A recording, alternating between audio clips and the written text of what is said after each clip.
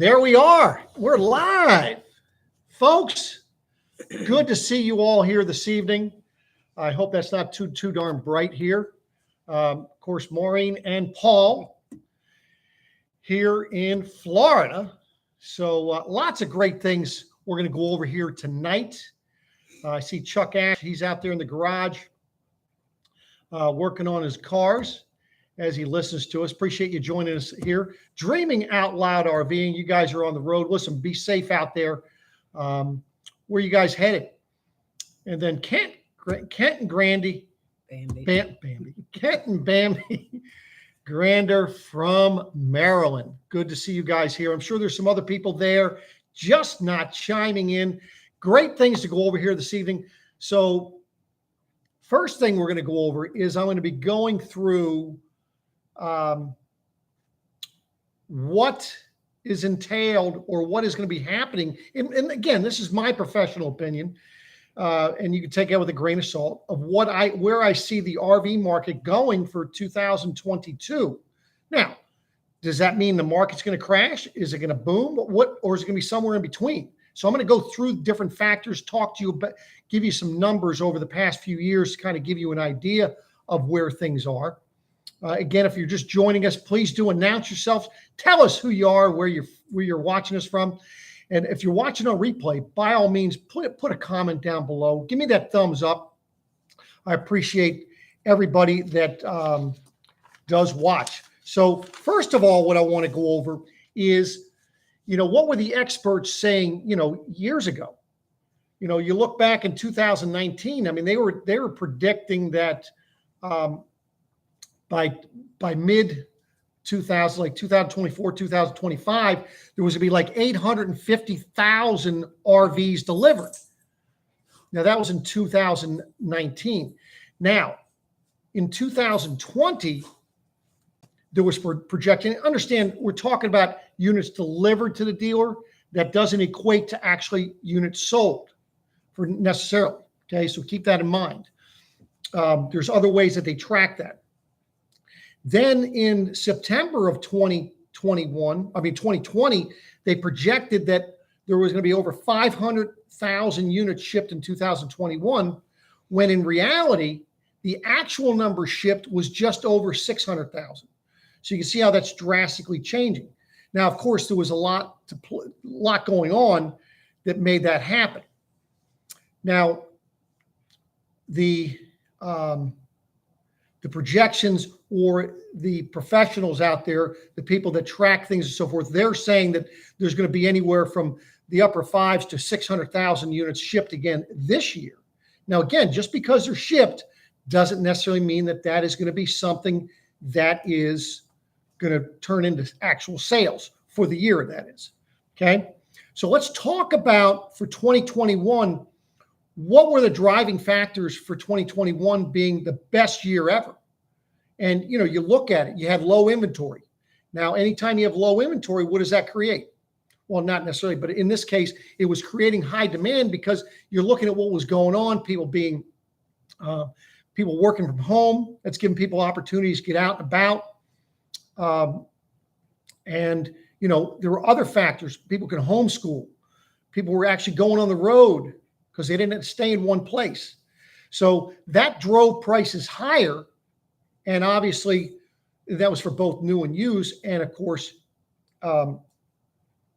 with that being said, now inventory was it was hard to get. If you look back in 2021, some of that's still the case this year. I don't see it going to be as dramatic as it was last year, but it's still going to be the case in some fashion. So Dreaming Out Loud RVing, they said hello to you, Maureen. How about that? Hello back. And that expanded into the used. And the reason for that is because people, when they wanted a camper, they wanted it today. They didn't want it necessarily tomorrow or next month or whatever. So that kind of put a higher demand on used. And that was the first time in forever that I've ever seen pre-owned RVs, the values actually go up. So and we're going to talk about where things are going to be going and what the factors are. As I put on here, there's actually, in my estimation, I'm just going to give you some ideas, 7 different factors that are going to drive things. Now, what's going to be the first thing that's going to drive things? Number one, availability of parts. Because see, if the manufacturers cannot build the campers and deliver them to the RV dealers, that's going to create an issue. Now, along with our availability of parts is going to be obviously increases in pricing continuing. I don't see pricing from the manufacturer coming down some. We're going to talk about some other factors with pricing in a bit. Something else that I see as a driving fact, or something that's a factor, and that is campgrounds. And, you might say, well, Paul, what do campgrounds have to do with it? And it doesn't matter whether it's national parks, state parks, or regular campgrounds. And the reason why they're a factor is because what you're seeing, depending on the areas that you're living in, obviously on the East Coast, it's probably going to be a little bit more pronounced than it would be out West, but you're seeing overcrowding. If you want to go camping on a weekend, you better go ahead and get something scheduled well in advance. Now, what I've noticed over the last couple of years camping is that, yes, weekends were crowded. But then if you wanted to go camping sometimes Sunday through Thursday, it was like, all kinds of campgrounds or camp spots opened up. But the other driving factor with campgrounds is the cost has been going up exponentially. Now, what's the driving force there? Driving force there is the fact that there's some consolidation going on in the campground industry, meaning that you're having conglomerates, big business, buying campgrounds. And what do they see? They see dollar signs. They're all about bottom line. And that is what's driving the prices up there. Now, obviously, that'll fluctuate as time goes on, I'm sure. Now, something that is driving into RVing, and I'm going to explain a little bit on this because I think some people are very worried about the fuel costs. And that is going to drive some people away. But I think from a reality standpoint, you've got to put it in perception, or you got to break it down to the small things. And let's just give you a scenario. Let's say that you're driving 1,500 miles a year. And by the way, so you can do this math whatever works for you all, depending on how many miles a year you might be driving for RVing. If you were driving 1,500 miles a year, and I'm trying to keep it real simplistic here, and let's say you're getting 10 miles a gallon, well, how many gallons of fuel are you going to be using just to go camping? That's going to be 150 gallons. Now, let's go ahead and do an equation. Let's say that the fuel cost is $3 a gallon. Well, that equates to $450 that you are spending. Now, if you divide that by the number of trips that you're going, that's $45 a trip you're spending in fuel. Okay? Distracted dad. Who's distracted? I think she might have said Blizz. But I'm sorry, not sure. So anyway, so you're spending $45 a trip. Now, again, I'm just using round numbers. Plug in the numbers that work for you. Now, let's say that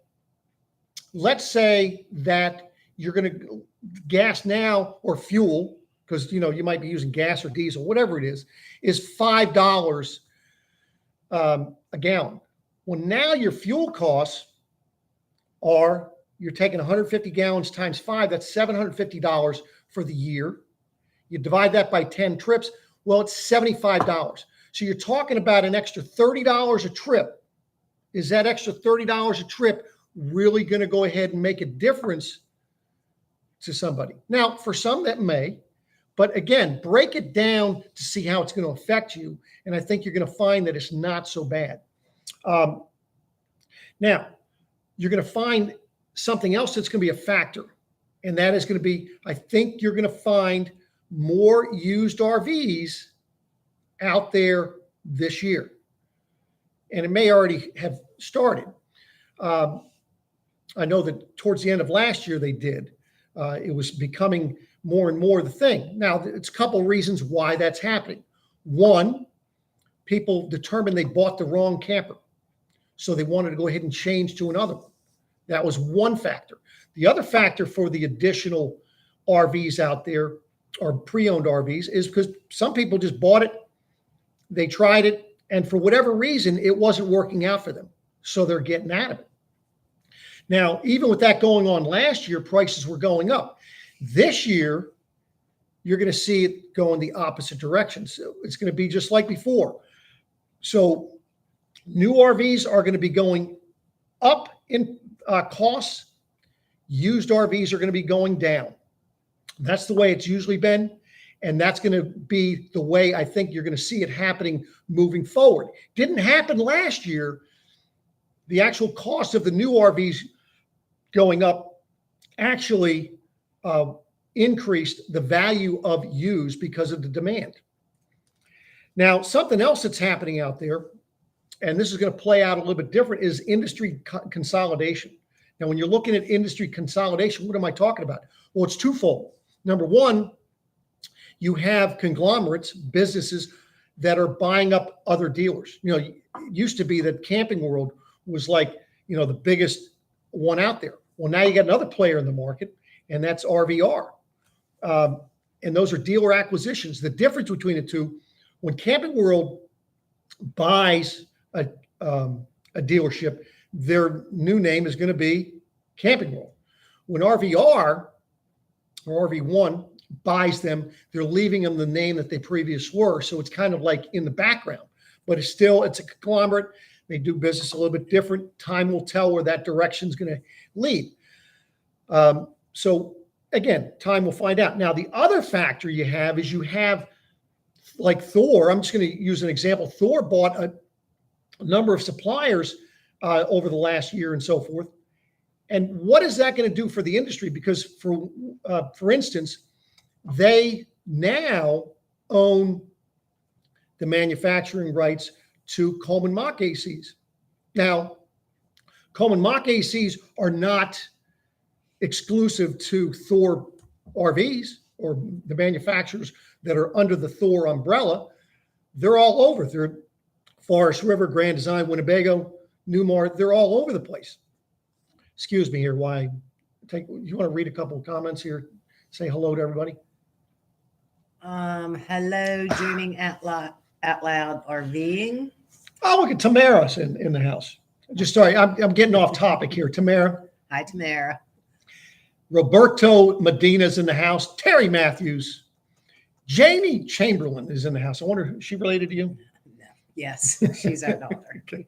So we figure people who go on 1 or 2 trips a year will pay any cost to go. And that's a fact. They're very, very good point.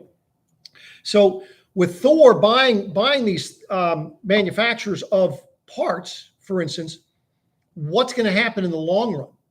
Are they going to start charging other manufacturers more for those parts, which will in turn drive up the cost for those other manufacturers and keep theirs lower? So that's, some concerns you've got to consider, factor moving forward. Something else that's going to drive the prices this year is inventory. Last year you pretty much went on almost any of the lots, and inventory of the popular models, they were like slim to nil. I think you're seeing this year that's becoming not the case. And more dealers, and of course it's trickle down, they go ahead and fill up the big boys first, and then it trickles down to the smaller guys. And I think you're going to see that as this year goes on, inventory is not going to be as big a deal. Now, what is that going to cost? What's that going to do for the consumer? The good news is, from the consumer standpoint, is, and again, I mentioned earlier about the cost from the manufacturer. That's going to continue to go up. But I think what you're going to see moving forward is the cost to the consumer is going to go down a little bit, if that makes sense. Because what you're going to be having is now you have more dealers that are going to be competing for the same business. Anytime you have competition, meaning people that have basically the same thing or like product available right now, obviously that's going to drive the actual cost of the consumer down. So that gets the prices or pricing. You will see the MSRPs to continue to rise. However, you might see the cost of the consumer start leveling off a little bit and maybe going down a little bit as well. Now, something else moving forward that's going to go ahead and drive kind of the market, because and I don't have confirmation on this, so I'm just going to be giving you some information that kind of in some research that I did found out about it. There's a player who used to, it's a few individuals that used to work for another big RV manufacturer, that they're no longer in the game, and they may be coming back in the game because there's some land that has been approved for RV manufacturing up in the Indiana area, and it is not, the property is not owned by any current RV manufacturer. So you're going to see additional RV manufacturers, and Ember's one that just came on board, and there's some others. East to West just came on board maybe a year and a half ago. You're going to see, I think, continuing new RV dealers because they're looking at the market, and that's what's going to they're going to be coming into the market because of that. Oh, Nelly RV Adventures, good to hear the cost to the customer will come down. And again, did you see a rise in used rig sales coming down? Well, and that was the thing I was going over. I appreciate you joining us here. On the used, I think that you're going to find that the values are going to start coming down on those because there's going to be a glut of them. I mean, there's going to be a number of them. And again, as I'd mentioned about more used RVs being in the market, it's going to come down to a number of different things. People bought the wrong unit, people that are going to get out of it. So that's going to create that. Now, with that all said, where do I see the market going this year? Me personally, because of everything going on, I see probably anywhere between a 3 to 6% decline in RV sales this year versus last year. Now, with that being said, it's still going to be a stellar year when you look at it compared to the year over year. You go back several years. I mean, there was a lull in the RV industry in 2018, 2019, and then it started picking up again in 2020. I think you could see a little bit of a lull, but the lull this year is not going to even equate to the lull or the amount of RVs that were delivered or sold in previous years. It's still going to be going up. And why is that? Because there are more and more people that want to get out and have control of their own destiny, if you will. They don't want to have to be on the time frames of being, in a hotel. They don't want to be confined to that type of a place. People are not still going to be not flying on airplanes, trains. They're not going to want to go on ships. I mean, although trust me, I mean, there's still people going to be doing that, but I think you're finding less and less, and that's the same thing that happened after 9/11. So that's what I see happening in the RV industry. What do you all see? Please feel free to go ahead and comment in here, because then we got the other thing we're going to go over. I want to go ahead and get that out of the way. So for those of you that just came on here to watch this on replay or come in to here this evening to go ahead and hear what I had to say about, is the market going to crash? Again, that was just kind of getting your attention so I can give you an idea of what I see going on. I was able to give that. Now for the other information, although Maureen, somebody didn't like my shirt. Yeah, I know. They liked it this morning. Yeah, what was up with that? I guess they didn't see the birds. Is that what it was? They didn't see the birds. Yeah, they loved my shirt this morning. Of course, I had a nice blue jacket over top of it. So not sure that seeing that. Let's see. So we have noticed a lot of used rigs, including trucks for sale. Well, that's a funny thing too. I was pointing this out to Maureen when we were out driving around. Took my car in for scheduled service, and down here in Florida. And I talked to a guy when I was taking my real estate who came down here from northern Pennsylvania, where he said there were no cars, but he came down here and he says there are tons of cars. So here in Florida, the vehicle market, car, truck market is totally different than it was in Maryland or Pennsylvania. So anyway, but yes, there is, I think you're going to see that a continued trend. And hey, for some of you, that might be good news. So keep that in mind. But we do have a big announcement here this evening, don't we, Maura? Yeah, We do. Did you want to say something? Well, The air conditioner's on in here, and as you can see, I'm short sleeve. Maureen, she's still, I think she's a true Floridian already. It's 70 degrees down here, and she's cold. yeah, I have cold very fast. Very fast. So anyway, so the big news is I passed my state exam last Monday. You know, they give you 3.5 hours for the test. When I took the 100-question test in class, I passed that. That was easy peasy. That's because they teach you the test. The state test was a little bit tougher, but I kind of went through it really quick. I tend to read things quickly and do things quickly. But I said to myself, I got to be careful when I get to the state exam. I got to slow things down because sometimes I read the question, I read it wrong. So, but I went in, passed the test, and I just started this Monday. So, well, that was yesterday. Yeah. Jeez, time's flying here, folks. So I'm hanging my shield at Keller Williams, South Tampa. So I've got a lot of learning to go forward. I can tell you what, in going through the class and learning about real estate, and already the couple days in a classroom setting at Keller Williams and talking to other agents, it is amazing the reasons why you want to have a agent that's working for you. And I'm going to be starting a real estate YouTube channel. And I'm going to try to go ahead and provide, just like I did in the RV industry, provide a value to people out there, regardless of where you're living, to give you some ideas and let you know of things that you should be looking for in an agent. And I'm going to be readily available to answer any questions in that realm as well. So I'm going to be bringing the same amount of customer service, level of customer service in the real estate business that I did in the RV business, and looking forward to doing that for a lot of people. So let's see here.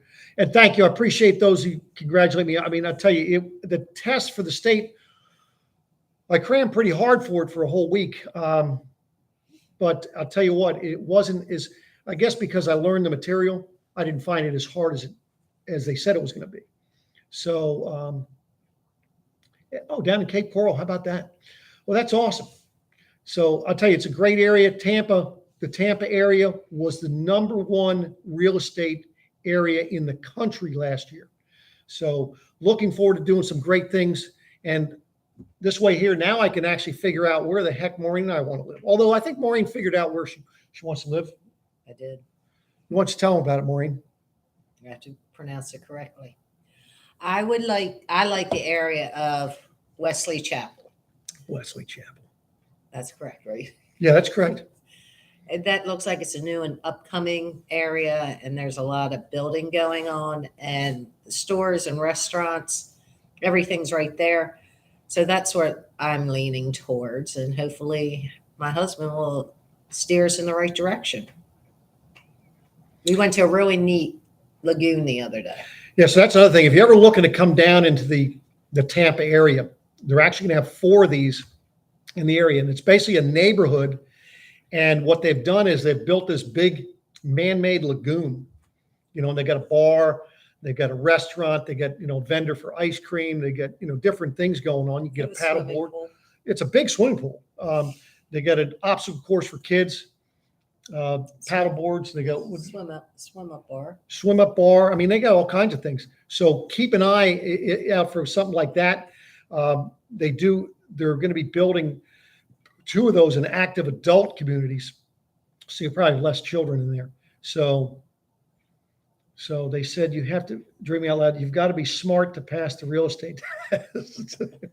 So, but yeah, I was trying to talk Maureen into going ahead and getting her real estate license, and she's not having any of it. Nope, She says she doesn't test well. I don't. But does anybody have any comments, anything that they would like to ask me or Maureen or both of us, or would like to interject anything before we sign off here this evening? But I do appreciate everybody showing up. Appreciate all those you're watching on replay as well. Be sure to click that thumbs up button too. Maureen, why don't you tell them how difficult your job is that you don't have? Okay. Yeah, I don't have a job. I have to clean up after him every day Well, that's a job, right? and make dinner. Try to figure out what. Oh no, I should not have brought that up.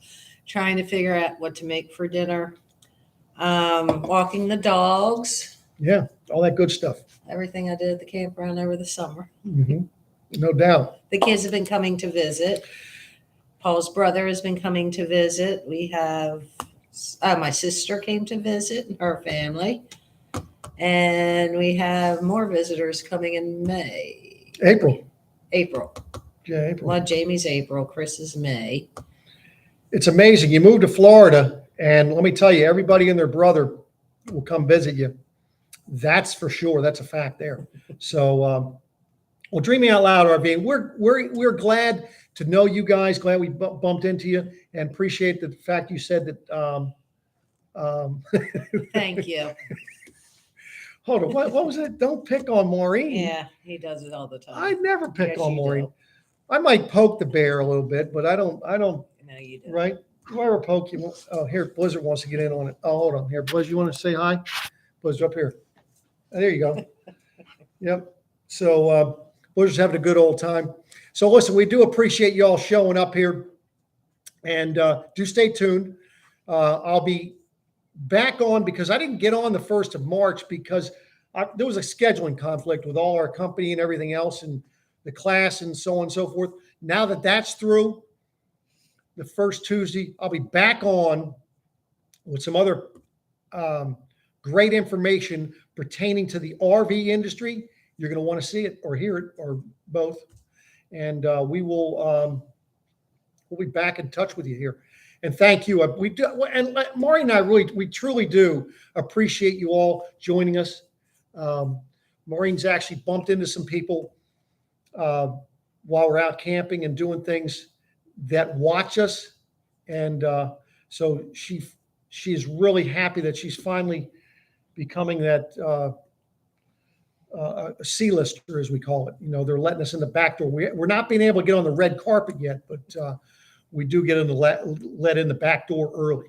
So, right, Mar? Yeah. Anything you That's say. it. Okay. So thanks, and hope everybody has a great evening. Safe travels out there, and we'll be coming back at you again in, 2 weeks?